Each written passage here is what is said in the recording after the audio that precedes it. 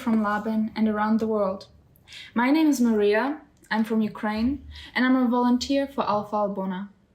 Hello everyone, my name is Paulina and I'm from Poland, but I grew up in Spain and I'm also volunteering for Alfa Albona. Hi, my name is Andrea, I'm from Italy and I'm a volunteer too. And today we have with us Majda, who is a librarian and Italian teacher at Labin's High School. Hello everyone, my name is Majda Klapčić. I'm a librarian in high school or secondary school Mate Blažina Labin, and also my profession is professor of Italian language and literature, and I'm proud mom of Matea, Marco and Matko. Nice. So Majda, how are you feeling today? I'm feeling great. We are here in library of secondary school Mate Blažina where I work. It's a beautiful place as you can see. We have a beautiful site on our upper Gornji grad Labin and lower Donji grad Labin, and we are in the middle of my hometown, so I'm feeling great. Yeah, and what's the thing that you like the most about Labin? The most that I like about Labin, it's maybe the nature, because Labin is surrounded with beautiful nature. When you walk to the upper town, to Gornji grad Labin, you walk through a wood, pineta, that surrounds upper town. We have beautiful landscapes all around Labin. We have beautiful sea. You can walk from Labin to Rabac in half an hour and be back also if you are in good health condition. And I think it's I like it because I grew up here. I married here, and my ancestors lived here for a very, very long time. Wow. Yeah, I completely agree with the nature part. It was also the first thing I saw when I arrived here. But there is something that you don't like about Labin? Maybe people are a little bit closed. They are not very welcome to the strangers, because I think that we didn't understand completely the European, how do you say it, values that we are living. Because also we live here in this territory where many things happened only in 1 century.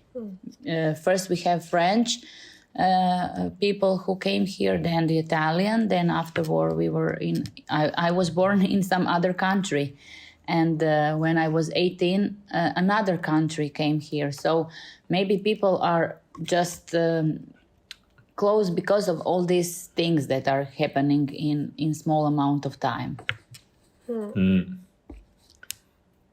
So That makes sense. yeah, I mean, if you think about it, there are so many countries. Yes, also my grand grandmother was born during the France. My mom's grandfather, he was one of people who was very involved in Labinska Republika. You know, the first. Yeah. Yes, this is the grandfather of my mom. Was during the 20s. Yes, 1921. Dinko Milevoj Barbačiko, it was his name. So we are very involved in everything that is happening here. So I think it's normal. But maybe that also means that, wouldn't that mean that there's also a huge cultural difference within Croatia? Yes, because when you see at Istria geographically, we are close to the Italian border and Slovenian border, and when you see how many tourists came to us by car, we are reachable, very reachable. So, but I think that the new generation, like your generation, the generation of my children, they are used to travel. They didn't spend their time only at home. They are used to make changes. For example, my daughter now is in Haiti. She was in the United States for work and travel. She is now traveling. I don't know how many travels she did this year. It's amazing. Yeah. I think that people like you can make this difference. You are going to be the next generation. You are the next generation.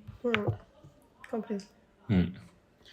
So now let's dive deeper into Majda, the person. Okay. So tell us about your personal interests. What are they, for example? Oh, very tough question, because, there is one Croatian product that is Vegeta. It's some seasoning. And Vegeta, it mixes with everything. So sometimes people describe me as Vegeta. I mixed in everything. So I like my job. Even this year, it's going to be 20 years that I'm working here. I know that American says that every 7 years you must change your position, but I didn't change it, so it must say something about me, that I'm loyal and then I like what I work. My professional interests are here in the library. I like to promote reading to young people, because in this new era that we are living, digital era, they sometimes forgot that books can bring you magic and can transform your life. So I think this is my primary interest. My secondary interest is my family. I have 3 children. 2 are grown-ups. They are... one finished her education. The second one is going to finish in 2 years. And I have a third one. He is this Alfa generation. He is 7th grade on the elementary school, Ivo Lola Ribar. And I feel still young because I have him and his occupancy. For example, he's playing football for Nogometni klub Rudar, under 13, and he's going to play in Makarska on Friday, and so we are going with him to follow him and to watch him, and to learn something about Croatia. And it's also a beautiful city, Makarska. Yes, I was. Yes. Other professional interests, I like walking. I live in the woods. And every time I have, every afternoon I have 3 dogs, and someone must walk with them. And if my husband or my son don't have enough time to do it, I'm going for a walk with dogs or without dogs. And I read a lot. I like to go to the conferences and to learn always something new. What type of conferences? For example, I was in Rovinj last weekend. There was this huge conference for the 16th time in Croatia, Weekend Media Festival, and a lot of people from this media, written or television or I don't know, everything. They talked about our future or our present time in Croatia. So I like knowing something more from other people and to see a better perspective, or where are we standing or where are we going as a society. As you are very involved with your kids and also with your career, about with my professional kids and with my private kids. I always say that my pupils are my professional kids and I have 3 private kids. Yes, because you must be aware of the surrounding where are you living for, and what you can give to the society and what you can learn from the place where you're staying at. Completely. As a volunteers, actually is the idea. go to another country and help with what we can and involve in the culture that where we are. So we are like. Yes, I think this is the best way to learn. I must say, I'm a volunteer of the. I don't know if you know, there is a antiquariat shop in the lower town, Krilo Labina. I volunteer there. They have books for selling, and this is also for the children for the disabilities. And especially during summer when I'm not working and I know that they need some people to work there in the morning, I go and sell the books there. Yeah. And actually, we also know that you participate in European projects. Yes. As for example, Erasmus project called E-Twinning.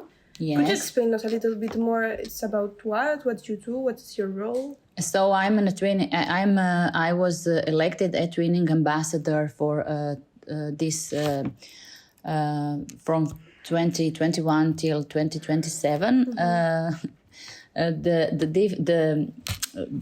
twinning is an online space when you can connect to all of your European colleagues from all European countries and also not European like Turkey and before it was UK.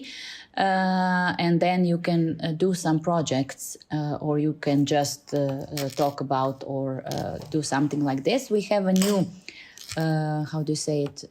There was a transition from old platform to new platform, and we had some difficulties with the new platform. So I'm struggling to make some connections. But now I'm going to. We are going to have our annual meeting with all E-Twinning and Erasmus ambassadors in October. So then we will be changing some perspectives, ideas, and making new plans for the future. Interesting. Yes. And also I was a coordinator for one Erasmus project in school. It was the name was GLAD, the Gastronomy, Language, Art, Discovery. It was all about food. We went to magnificent places like Taormina in Italy and near Bordeaux in France, and we were in Strasbourg, and we tried chocolate. We went to the farms. We ate beautiful food, and it was amazing because of the friendship with that our students made with other students.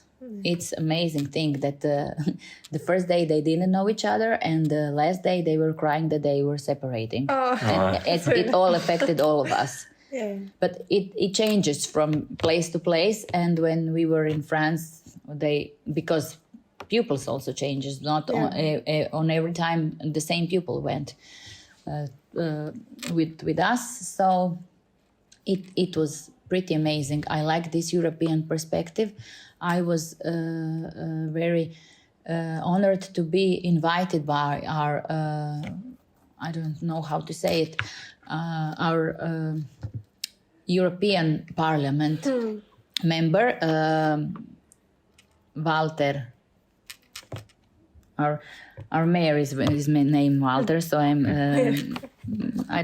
can't remember now, but I would like to say it. Walter Flego, and I was in Brussels with my family and two families of my colleagues that we wrote together one book for the children about Matija Vlačić, and they invited us to Brussels, and I was very pleased to see that my youngest boy could see what the Europe looks like, because their school doesn't have any Erasmus project, so they are not able to travel. The book I'm sorry. That's very cool. But I would like to know more about your book. Maybe what is it about? And also would interest me why you decided to write it. I have two friends. They are teachers as me. One is Katarina. She works with me in high school. She is a professor of Latin language. The other one is Ana Dundara, is from elementary school. Ana always wanted to write a book when she was a little. And so, when there was a COVID time, we had our things to do at work online, and we decided that we could do something to stress ourselves out of the world that we are living. And so we wrote a book about Mateja Vlačić lyric, because we did a research and there was no book for young children from 5 years old until 12 years old for them to learn about this big man that lived in Labin 500 years ago, because in 2020 there was a 500 years of I think his that he was born 500 years ago, and so we wrote it, and it was very, very nice writing it, because we wrote it we were cooking this book, because we were writing in the kitchen of all of three of us. Oh, nice. And yes, we had a great illustrator. We didn't know him in person. We only did the description. You must put this kind of picture here and this kind of picture. And he listened to us. And I think I'm very proud that I managed to write something about the people from Labin, because he was also Labinjonski čovjek, but from the past. And it's amazing. You must know it's in Croatia, but I can show it later. And one other thing that I did during the COVID with two of my colleagues from this school, they are professor of economical subjects. I finished here my school, and I finished economics 4 years. So I always say that I am properly economist, that I am not so good at economy. We write one, how do you say it? It's called Tonka Ekonomka. Tonka is a girl from Labin, and she talks about teenagers, how to be financially written. And we did it, and we won. Aware? You mean? No, you mean like we written, have yes, financially capable. Capable. Yes, it's all about financial literacy for teenagers. How to survive financial literacy for something like this. And this is what I did, and I have many plans for the future. That's amazing. And we also hear that you have a project, the Rebook. Could you speak a little bit more about that? Like, the people are engaged to that? How you feel it? Rebook is, yes. I think it's very important that you know the people that you work with. So the people that I work with are the students. So I think that every student and every person has a spark of creativity inside himself or herself. And I think that there has to be one person that encourages you to find that spark. And I had a little wooden library. It's like a little house. And I put it up from the beach where I was swimming. I think that was in 2019. And I had an idea, because we have beautiful beaches, and the coast of Albona, of Labin and all the surrounding, I think it's more than 50 kilometers wide. When you look from Koromačno until Brestova, there is all coast, beautiful coast. It's not like when you go to Rovinj or Poreč, there is different coast. Yeah. Here is more natural, if you agree with me. Completely. And so I talked to one of these students. His name is Petar Dundara. And I said to him, I have a problem. If I want to put one book, this house for books in Koromachno, one to Rabac and one to, let's see, Santa Marina, I don't have time to go one time a day. It's expensive to go there. I spend time, I spend everything to go and check what is the book number inside of it. And I said, okay, could you please solve me this problem? And it took 10 minutes to him to solve this problem. It is problem solving and design thinking in one complete reaction. And he found out, so this was his solution of the problem. On the top of this tiny house for the books, you have solar panel. Yeah. Inside you have, I don't know how to say it, some board with some electricity or something. And then you have one battery. Yeah. Battery that is filled with the solar energy. And you have this chip that calculates the percentage of space between the last book and the end of this book house. Okay, and it is connected to the person. This person would be me, and it sends me twice a day the percentage on SMS. Wow, that's big brain time. The student. So we decided to enroll in this startup academy that is called Algebra Lab Startup Lab, and we were the 13th generation of this Algebra Startup Lab. And in this amount of time, we learned everything about this new thing. And we put we decided to ask Grad Labin if they are interested to put this new, because we had a collaboration with one Croatian factory, and they build us two houses. One is in the upper town, and now I don't know where they are going to make another one, to put another one. And so this is this great experience that I had, and we won some medals in these fairs for innovation fairs in Nuremberg, in Zagreb, and in Beograd. Wow.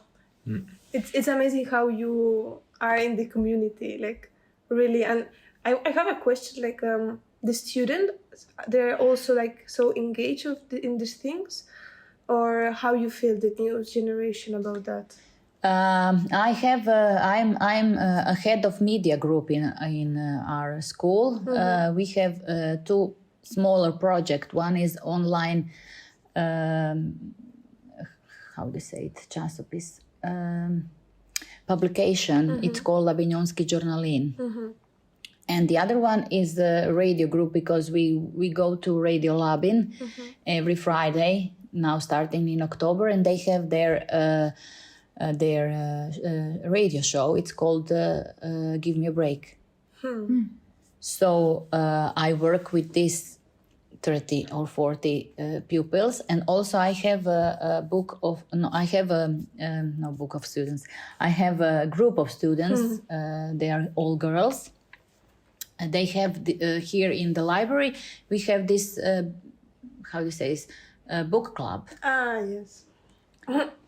And they do all about themselves. I don't do anything. The only thing that I do, because we do it in the afternoons once a month, and I open the school and the library, and I'm downstairs while they are here drinking tea and having cookies and talking about books. So you must engage yourself to work with the students so that you can get some feedback. It requires energy and motivation and everything, but I think it's worth it.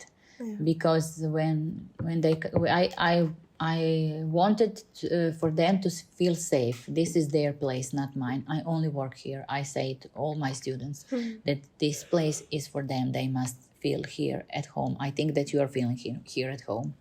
Completely. Yeah. I want to participate in the book club. Okay. I feel we all should need a Majda in our community. Like, can we clone you? Can we have a sample of your DNA? I don't think so.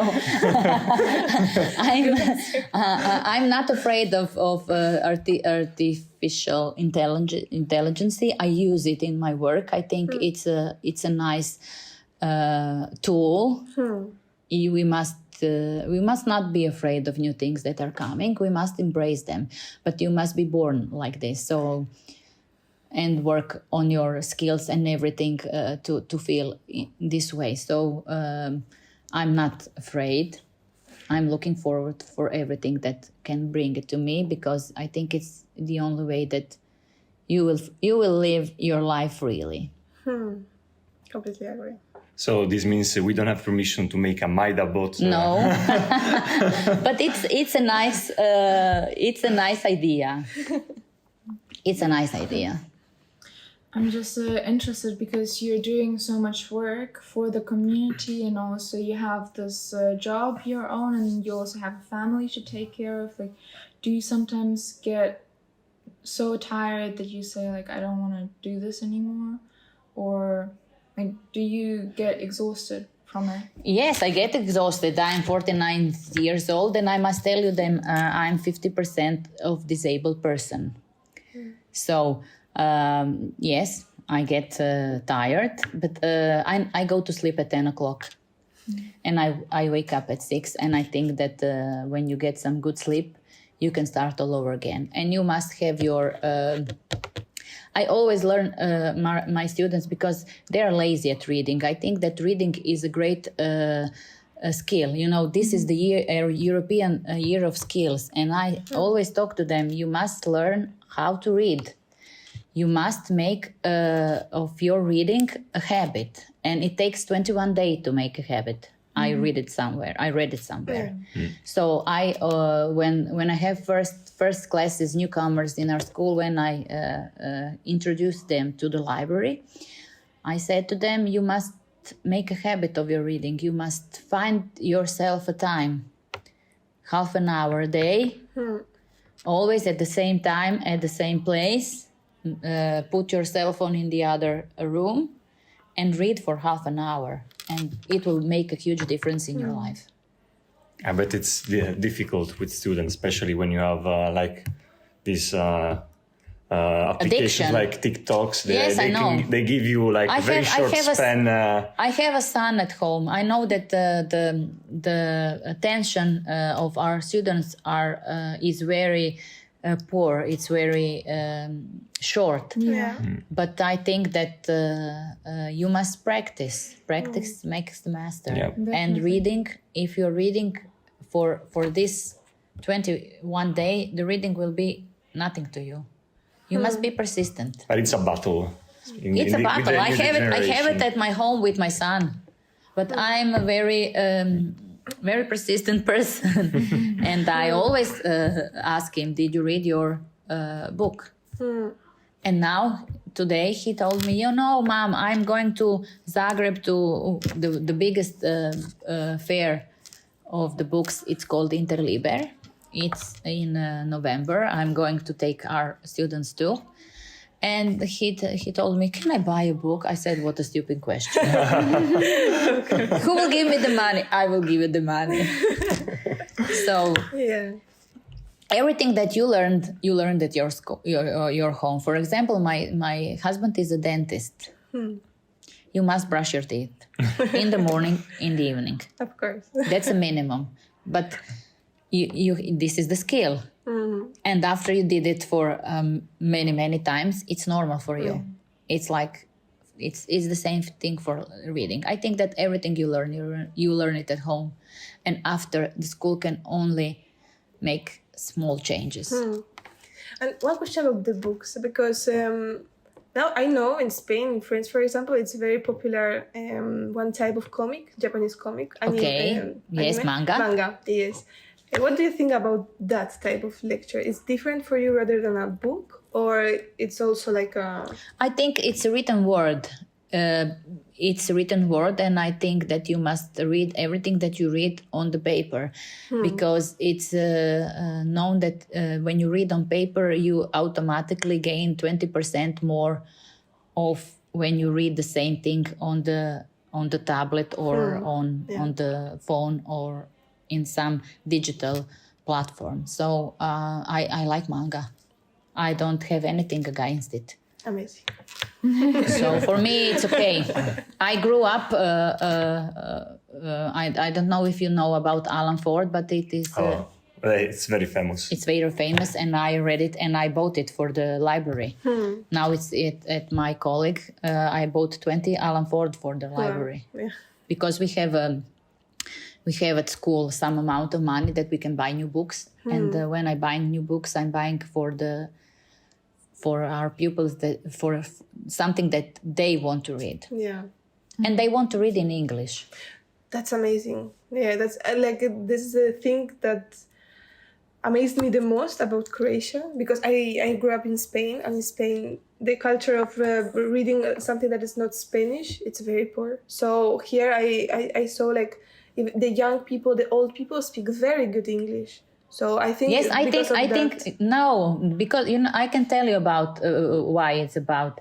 I don't know how it's in Spain. I know how it's in Italy. In Italy, you don't get sottotitoli, subtitles, and the pronunciation in the original language. Yeah. You have everything in Italian language. Yes. In Spain, and you don't, and you must.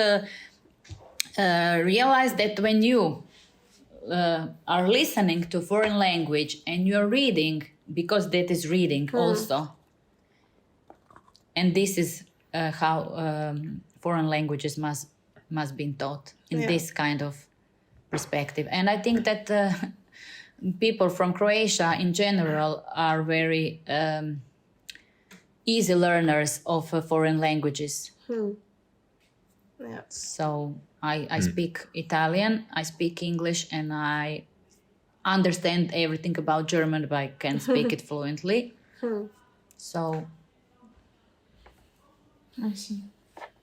Yeah, for me it was a shock to see, wow, the kids here are able to read the mangas in English. Wow. Like 11 years old, 12 years old. My son can read it and he can pronounce anything. Yeah. He don't have to study English. Yeah, that's amazing. Yeah, that's a very good boost when you start like that and then you go to school. Yes. He went to some English classes before, because I think the languages are one of the skills in this European year of skills that you must know to survive in this modern world. Yes. So thank you very much. Thank you. It was a pleasure. The pleasure was all mine.